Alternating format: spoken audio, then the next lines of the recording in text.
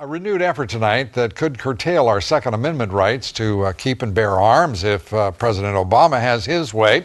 He wants the Senate to ratify a little-known treaty that would create a national registry for guns. Under that treaty, other nations would be able to identify gun owners in the United States. Bill Tucker has our report. President Obama went to Mexico and brought back a 12-year-old treaty. I'm urging the Senate in the United States to ratify an inter-American treaty known as SIFTA to curb small arms trafficking that is a source of so many of the weapons used in this drug war.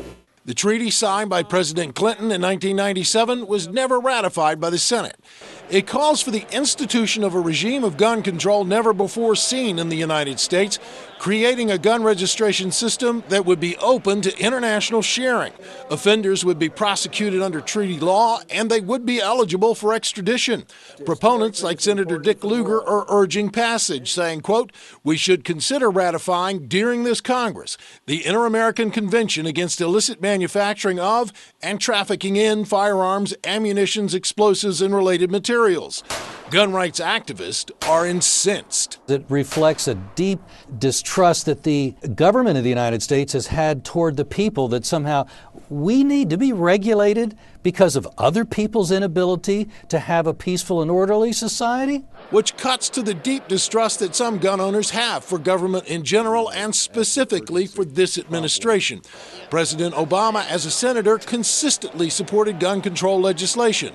His Attorney General, Eric Holder, is also in favor of gun control. But one strong supporter of the Second Amendment in the Senate is determined to see the president does not get his wish. The president said it is a very high priority for him to get this treaty that takes away our Second Amendment rights ratified by the Senate.